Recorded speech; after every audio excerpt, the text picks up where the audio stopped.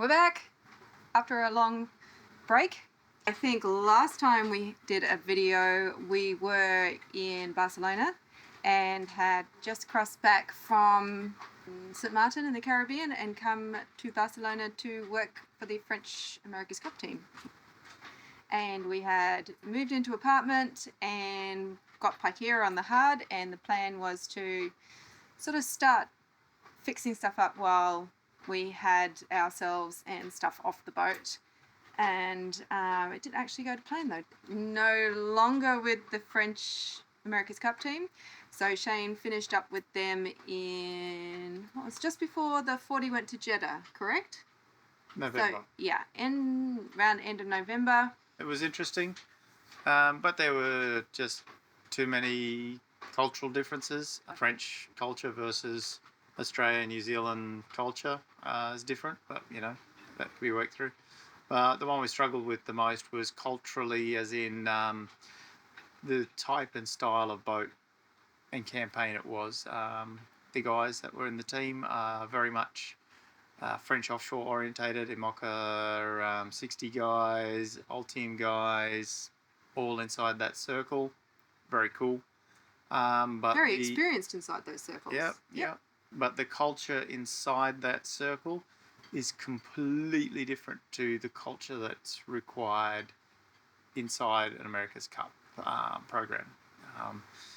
We could see that we had very big differences in that culture, you know, the offshore versus the Grand Prix inshore circuit style of racing and boat and the way it needs to be prepared and details that are the level of detail that's required was different between myself and the guys. And we said it wasn't going to work, so we both said wasn't going to work. So anyone who knows Shane knows that he is very particular, and the reason that that you've got the reputation you have is that you don't compromise, and it's got to be this level, and this is the way that it happens. And they wanted to go down a different route. So you know, so we both departed ways in amicable ways. I moved on, they carried on. And they're doing okay. They have the same design. They have the same boat as Team New Zealand. They bought the designs, so they've got a very fast boat. It's not the same boat as Team New Zealand. It's French built, not Kiwi built. Oh, right, same design as Team New Zealand. Yeah. Okay. Don't mix them up. Sorry. Same design, not the same boat. Same design as Team New Zealand. So they've got a fast boat, and it's going to be very interesting. So hopefully you're all watching the racing. I don't know who we're going for. You're back in a team? Oh, Team New Zealand. Yeah, Team New Zealand. It's pretty simple. Yeah. So, but anyway, we parted ways with the French guys in November, and they were very good. They gave us a month to get everything ready, get Paikea back in the water. It was so stressful. We had very full on. we were fixing that crack in the hull. We had to we were going to redo the rudders. That sort of had to go on the back burner. We had to reinstall the rudders back in. We had to completely redo the bum. Yep. And we had a bit of few spots to sort out. Well, yeah, because we had the pox, didn't we? A little bit around. Not a box. Well, there was a little bit of there was some bubbling around some areas. Yeah. Just at the waterline. Yeah. That we had to deal with. So that, well, it wasn't a major, but it was another addition, and so then you decided to fully epoxy coat the bottom again. Yeah. So it was take it all back to bare bum again. Straight. And put a protective layer on that, and then redo all of the anti-fouling. Propellers, we needed new props on. We put new props on, yeah. And pretty much had to move back on board with all of the interior ripped off, so we're all sleeping with bare fiberglass walls at the moment, which is delightful. and then get ourselves down to Valencia, because within 24 hours of you finishing up with the French team, you had 3 job offers. And one of them was quite an exciting one down here in Valencia, which was the refit of a mini Maxi 72, which is now the new Balthasar. And that has been a lot of fun.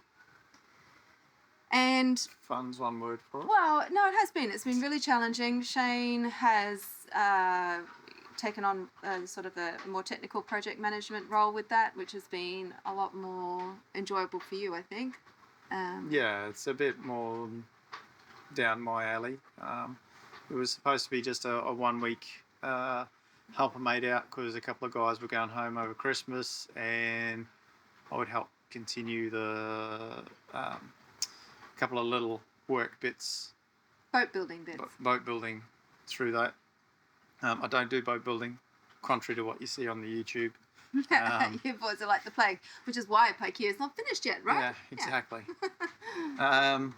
But it became pretty evident pretty quickly that Sam, the guy that was managing it, needed a hand, because he was swamped with what was going on in the management side. So yeah, I started to help him out, and he primarily looked after the financial and political side of it, which was great. And I took over a lot more of the technical and running the floor side of things. It worked really well. Of course, there was lots of crossovers between us. You know, it wasn't clear cut. We were both very much in the technical and swapping over with roles, but that was sort of the split. Well, your involvement meant that it freed Sam up to just run the project overall, which was great. Yeah, it was very full on, and it was a big refit. Basically, the boat went from technically a working full manual, what we call a manual boat, where it's all human powered, to being completely stripped to being just a hull shell with frames and longitudinals, to change it from an inshore Grand Prix boat round the Cairns to being a coastal offshore boat. Yeah, so there's major changes to the boat, where we put water ballast in it, twin rudders, the entire winch package upgraded to being completely hydraulic, driven by an engine. It's all PLC controlled, and probably the biggest job apart from those was waterproofing the boat. And you might sort of giggle that why would we be waterproofing it, but these inshore boats like your TP52s, the Maxi 72s, and these full-on Grand Prix boats are as far from waterproof as you can get. Yeah, you get a lot of salt water inside the boat. Yeah, they just got massive holes. Like literally in the deck, in particular, jib slot's major issue. You have a jib slot that's this wide, 600 mil, 1 foot, maybe a bit more. That's sort of 50 mil wide on each side. It's at 2 inches for water just to pour straight in through the deck. There is a rope that penetrates that great big slot and moves in and out and up and down and all the rest to control the clue of the jib. All hydraulic. Yeah, and to make that waterproof, it's challenging. Was very, very challenging. You can't put a carbon shell over it. It has to be sort of something a little bit more clever. Had to be able to handle all of this movement of a piece of rope going through it. And that's where I came flapping in. And flogging and all the rest. And yeah, between Anna and I, we came to a solution that seems to be working, as we understand, extremely well. It's like the central sort of operational part of the boat, which is sort of aft of the engine, underneath the cockpit there, is all hydraulics and hoses everywhere. It's very complicated. I don't know how they will be able to service it themselves. Like, it's next level stuff going on.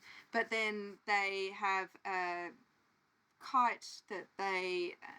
it's pretty quick putting that kite away, isn't it? What did you say? Less than 3 seconds?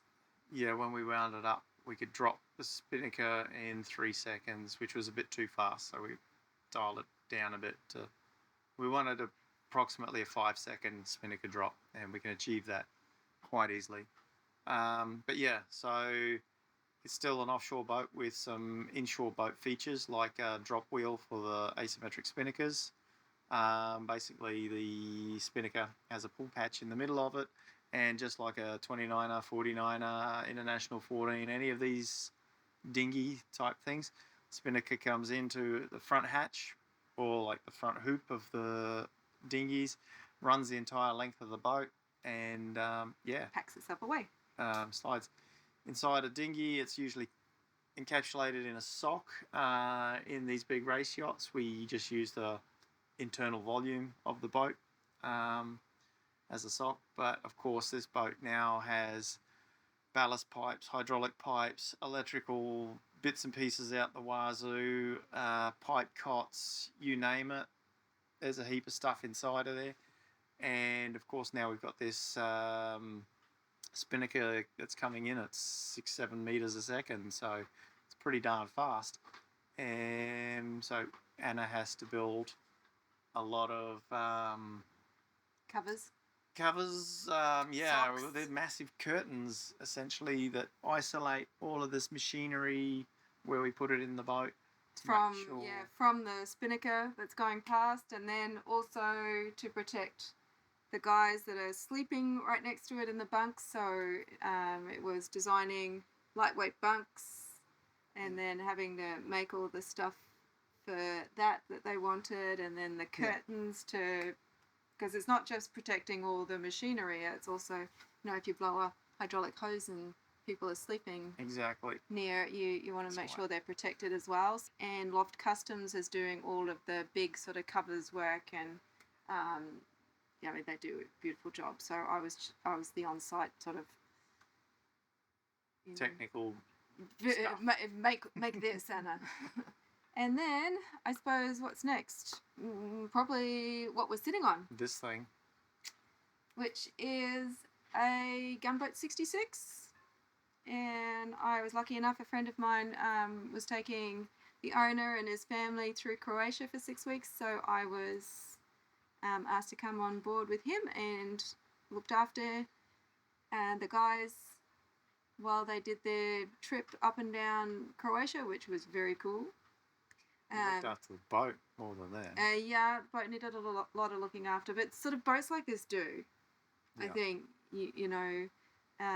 they're awesome, and it's an awesome platform. I really do like it, but it's a bit old. It's probably about ready for a refit. And so this was their last sort of adventure on this boat, and they're going to get it ready for sale. So it'd be really cool to see what the new owner comes up with, because I think there's a lot of potential with something like this. I think it's a cool cruising platform. I would love it. Shane would hate it. But I think purely because it's 66 feet, right? So 42 feet's a lot to look after. 66 is even more. It's nuts. But it does wind speed and light airs. Sails really well. And it's 26 tons, so it's pretty impressive. Yeah. And but 2007 model, so not the same as the 68, which is built in France. This baby was built in South Africa. So quite a different boat, not really the same beast at all. Oh, different design, different era, different builders, different philosophy. Yeah. There's massive differences between this boat and the new one. Not only in the build, the style, the design, but the whole philosophy behind it and the feel around it. This is more of your getaway beach house type feel of boat versus 68, which is more of a chic apartment feel. Yeah, it is. Yeah. This one I enjoy more because it's a fully painted interior. Everything's easy to clean. If you cop away through a hatch or the kids come in with sand on their feet, you get grumpy, but you get the hose out and you hose the thing out. It's really good in that way. Yeah. And if there is an issue, you see it straight away. Whereas the 68, beautiful, but oh man, those beautiful fabrics and people and sunscreen and sails and kids, they don't mix so well. Yeah. So I think there's also the 68 is lighter than this thing too, isn't it? How heavy are the 68s? A little bit lighter. Yeah, they're definitely a bit stiffer as well. The engineering on the 68s is a little bit stiffer than these, but you know. Technology has moved on. Yeah, since 15 then, years of advancements. Yeah, so. build processes are better than they once were and exactly. stuff. Yeah, I think it would be a fun thing to take on. So what are we doing with it, Shane? We are, I think... babysitting it. We're looking after it. We've got a few little systems issues that we've got to fix up for the owner and a few other little bits and pieces that need addressing, and then he's going to put it on the market. So... and then, what else have you been doing? You've been in Slovenia with Marcus. Yeah. So that's the Pegasus 50, which I think I have done a little bit. I don't know if I've done a lot of explaining on the Pegasus 50, but that's another full carbon sailing yacht, though, this time. Yep, not a leaning over boat, yep. And fully, is it Ocean Vault twin? Full electric. Electric boat. Mm-hmm. It's got a gimbaled salon. So that was redoing the rig. Yes. He lost the rig on the previous rig, so it was putting a new rig in. Yeah. Doing a few upgrades so that you could fine tune that rig a bit better. Hey, are you confused? Yeah. So the biggest issue with Marcus's last boat is it couldn't carry rig tension.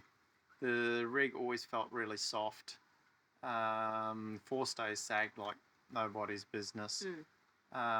And because the boat didn't have a simple piece of equipment in it, which is a mast jack, when you get to boats of 50 plus feet, should be around 45 plus feet, in this day and age, there should be a mast jack because you require that just to know that you're hitting your tune numbers. It's without that, and particularly, you know, these rigs now, with rod rigging, without once you get over a certain size of rod, which is really small, things like your loose tension gauges on your wires, they don't work. So you have to, the only way you can tune the rig is with jack pressure. Yeah, and this new rig was technically the same rig, but of course I made some changes to it at Marcus's request. We put synthetic rigging on it. It was met with a lot of resistance from the builder and the spar maker, but I think it was a bit outside their comfort zone. It was a long way outside their comfort zone. Shane, they thought Shane was talking sort of like science fiction. Yeah, yeah. Like, and it's why do you it's funny, need that?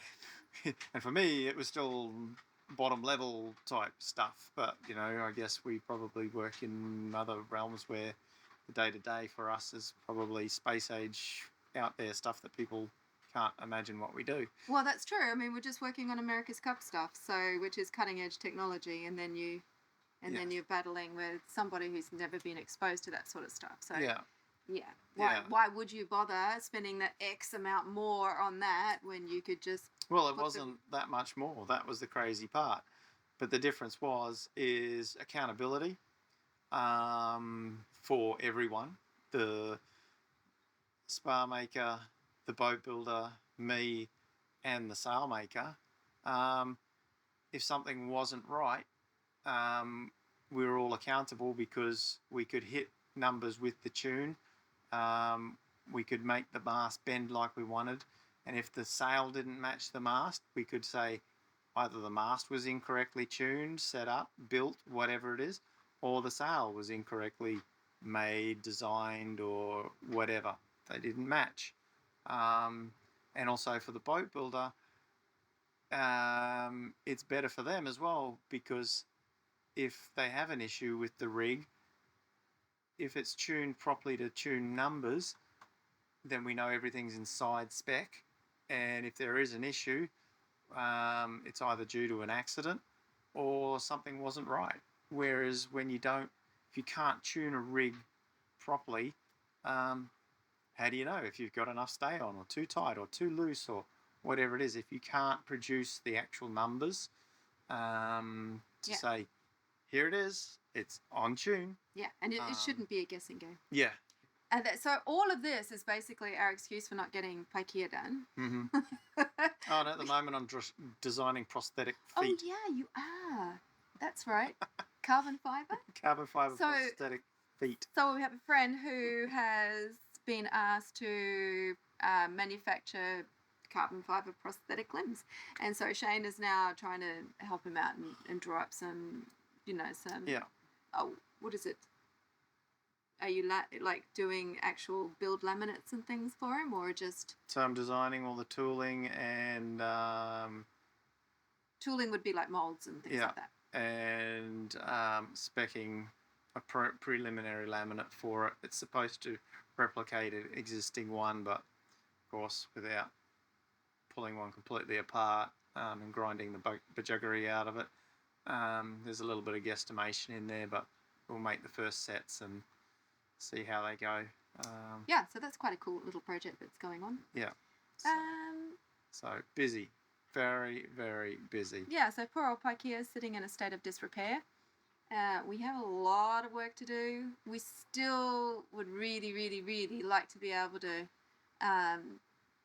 just fix it up so that it's not a big job.